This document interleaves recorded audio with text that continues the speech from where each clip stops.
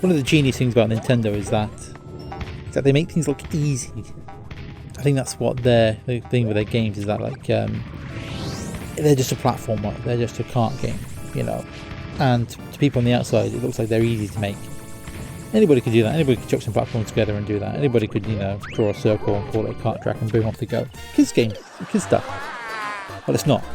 And almost to kind of prove people wrong, Nintendo kind of put their Super Mario Maker out there. You know, here you go, make your own levels, see how smart you are. And yeah, it turns out making a Mario level a good one is actually really, really hard. And it's really, really tough, which is lucky because you can play other people's levels, which is, you know, kind of great thing about this game is being able to kind of see what other people in the world can do with this kind of combination of tools. And yeah, the kind of the tool making aspect of it is brilliant. You know, the kind of the subtlety of making levels and placing enemies is fantastic. You can do some really kind of complex things. You know, you watch those kind of the auto playing ones where you just kind of start off and then Mario just kind of gets knocked around level by things to the end. They're insane.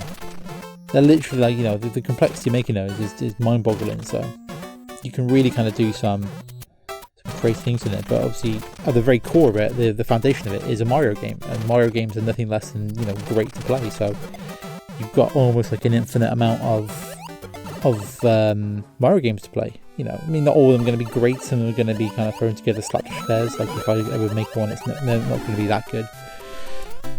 But you know, you'll find those diamonds in the rough, and they'll be great because just the mechanics of being Mario and jumping and, you know, stomping on dudes is never less than fun. So if I had to pick one, like, I'll probably say the Wii U one's just better, just because you've got that kind of more tactile interface to kind of create stuff, the kind of having the screen in your lap to kind of create stuff on a second screen. I think is much better for the game. I think the Switch one, whilst it's still fun, kind of loses something without having that kind of second screen there. But you know, all the footage captures from the second one because it's still really good. I haven't got a Wii U, so that's kind of, you know, lost that. Anyway, Mario Maker is almost like Nintendo saying, proving to the world how hard it is to make a Mario game by themselves making a really good Mario game. So, what a hoot!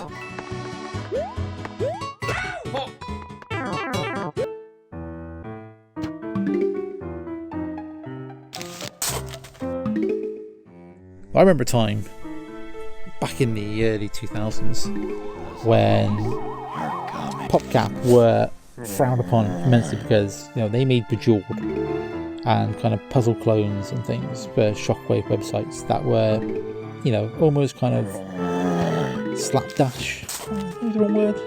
They were just very simple games. It seemed like, you know, they were just match 3 puzzle games done over and over again, or, you know, puzzle games, very simple ones that were, you know, all right.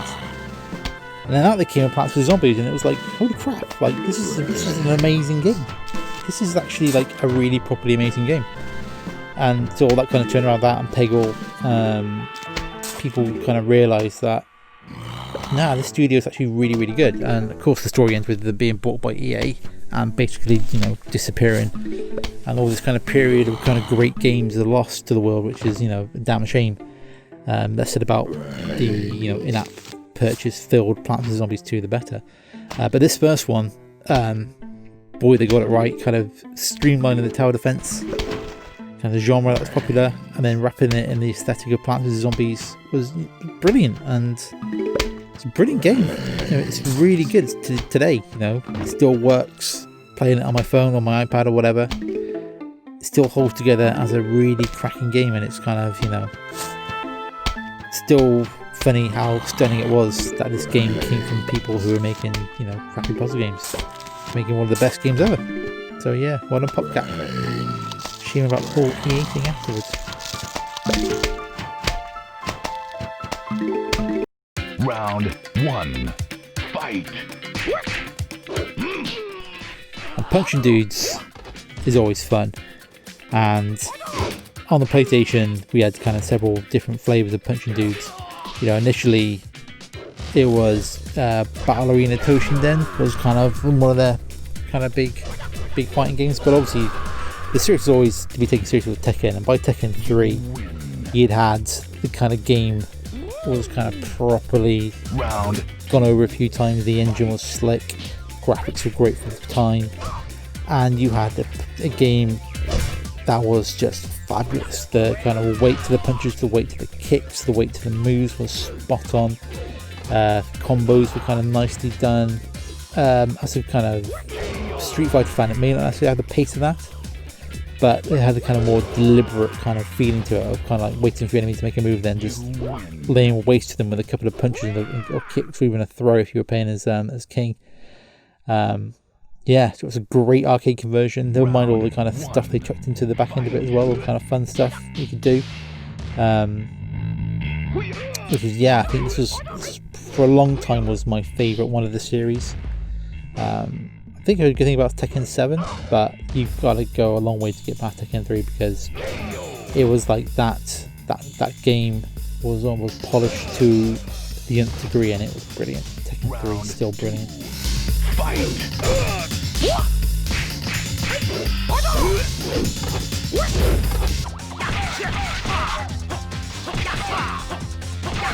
Of course, me being me, wouldn't go for a PS2. I wanted a GameCube, which I did. I got a GameCube because they were good. And I was lucky because I got games like, Resident Evil and Luigi's Mansion, and also Viewtiful Joe, another kind of Capcom game. One of the Capcom 4 or 5. Piano 2, Resident Evil, this, and I think one other that came out, I can't remember that. But this one was kind of embracing a kind of cel-shaded aesthetic into a side-scrolling beat 'em up. You were Beautiful Joe, mixing in the ability to kind of mess around with time. So when you got powered up and became Joe, you could kind of slow things down, you could speed things up, and so you had this kind of great aesthetic wrapped up in a really fun fighting game that probably, in places was got a bit too complex for somebody of my level of ability, as in stupidity. So being able to that kind of high level play was tricky in times, but the actual kind of bare bones, A to B of the gameplay was brilliant. The punching was good. The the look was fantastic. Graphics were amazing. I had a great time with Viewtiful Joe. It was a fantastically good game.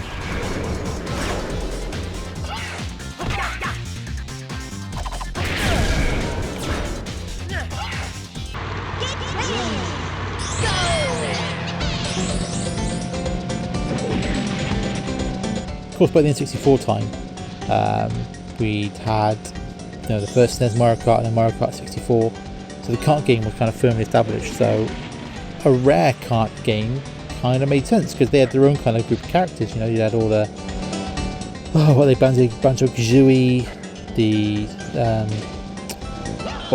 Conker's Bad Fur Day kind of stuff. So you had kind of good route of characters using it. So yeah, using that kind of the Mario Kart template, they made themselves a cracking game. What made it even even more fun was that I think I played the majority of the game in co-op with a pal from school.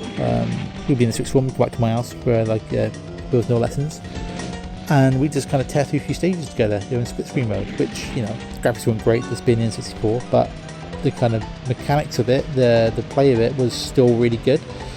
Not quite Mario Kart good, but being able to play it together and kind of go through the kind of adventure mode of it together made what was probably quite a basic game feel much better. Rare had a great thing for multiplayer games, being able to kind of put it in a way that made the game feel better, and it being co-op rather than kind of straight one-on-one battle mode or whatever.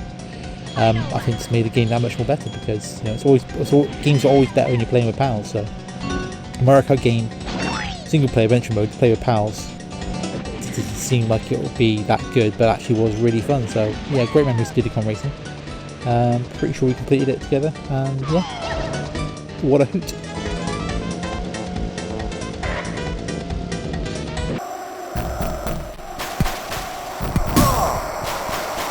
The football games were essentially, sensible soccer and everything else.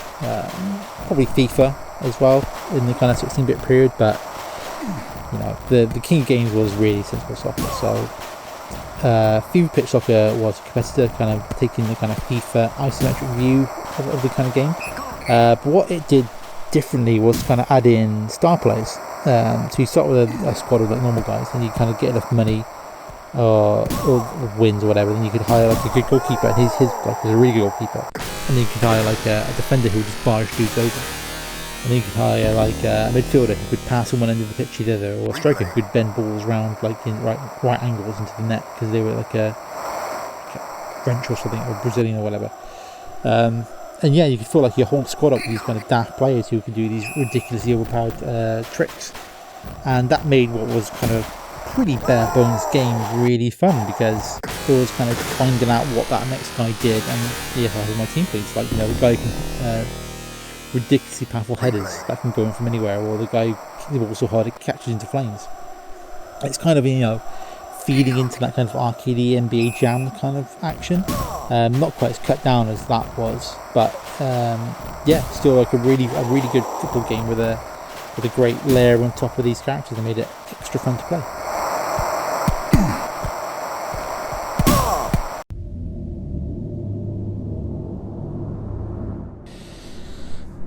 Final Fantasy VII. It's got to be on the list somewhere, hasn't it? It's just got to be in there somewhere, because, you know, JRPGs and everything else, you know, it's the definitive JRPG for a lot of people.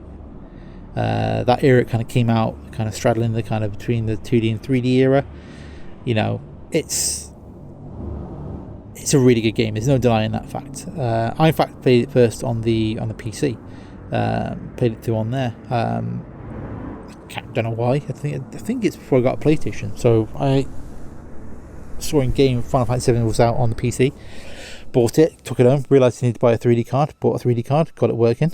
I think I played through. It came with the guide, so I played it through to about the like just before the last stage. I think it was. You go into the meteor impact, whatever. But I never completed it. I never went back, even though I really enjoyed it. For some reason, I just kind of wanted to do everything else in the game and never got around to it. So then I bought it on the PS1. Went back through it on there. Had to kind of readjust things a little bit because the resolution difference was just ridiculous. Because, you know, on a PC monitor, I could play at much higher res than the PS1 could do, which made it a bit tricky at first. But, you know, the game was still good. The game was still fun. The game remains fun. You know, it is one you can kind of go back to, even though, you know, it's getting a bit longer in the tooth now. The kind of materia system and everything else makes it a very fun game to play. You know, being able to kind of almost break the engine by what you can do with combo materials and spells, that kind of thing, made it really fun. I've not played the demo of the remake, so I can't really say if that's better, but, you know, it's got to be the original one for me. It's got to be that original kind of, with those kind of daft graphics, the kind of mixed mishmash of serious looking dudes and then the kind of squat super deformed dudes. Made no sense, but hey, it worked for the time. And yeah, it's a game I always mean to kind of go back to and play, because I never completed it. Got about halfway through on the PlayStation and it crashed and lost loads of my data, so could never face going back. So it's a hill I'll need to climb again one day, which I probably will. But yeah, the game itself is a corker, so Final Fantasy VII's got to be on the list.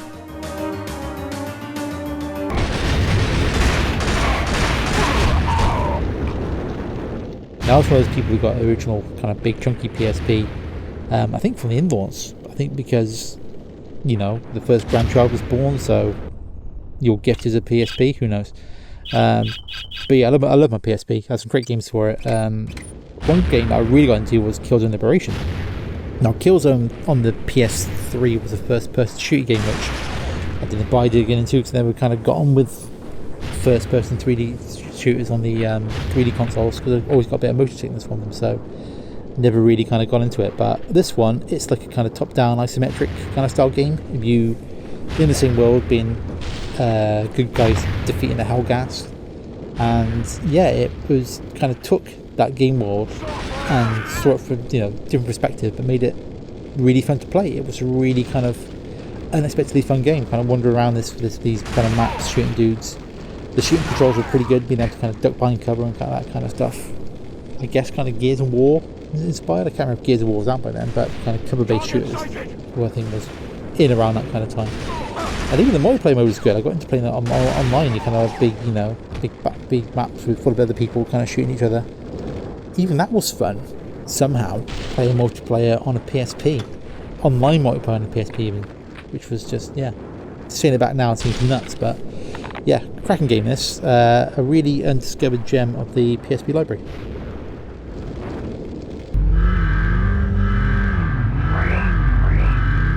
When I did get a PS1, one of the games I didn't buy was Wipeout, even though I think it was, you know, easily one of the definitive games of the system that kind of defined that era musically and stylistically.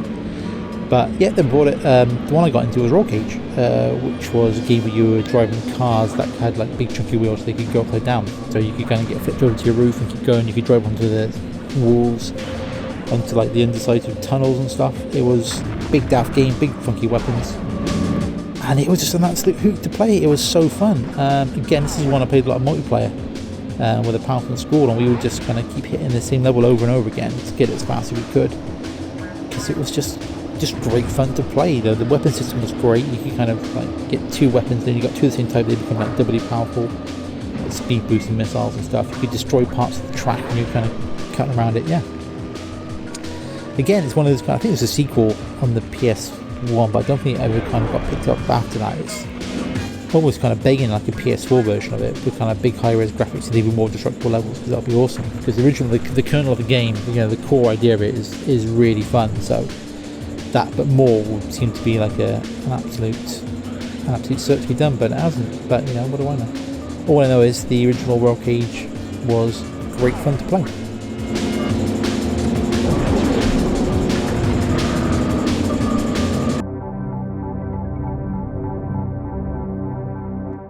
Okay, that's nearly halfway through now. Getting to the serious players now. We've already had Final Fantasy 7. Here comes Super Metroid. Yes, Super Metroid. Samus Aran cutting about derelict's planet, shooting things, trying to find the weapons and stuff to get open more areas. You know, it's become like a definitive game of its own genre. You know, Metroidvania, if you want to kind of coin that phrase. But it's not a game I kind of first played on the SNES. I did have a SNES. I think I played it. Might have played it around a pal's house. But no, I played it when it came out on the Wii U, on the Virtual Console. And you know, a week or so kind of going through it on that console was brilliant. Experiencing that world, that aesthetic, that kind of feeling of isolation and dread that you get from just kind of walking around these kind of empty areas waiting for the next thing to come out and try to eat your face off was brilliant. Probably enjoyed it more than the Metroid Prime series, just because I don't know, there's just something about that kind of the kind of chunky SNES look to it. I think was still really appealing. So yeah. So even though I kind of came to it late, it's undeniably, you know, a masterpiece of its genre, and a game that anybody can go back to now and have great fun with, because it's just a brilliant game.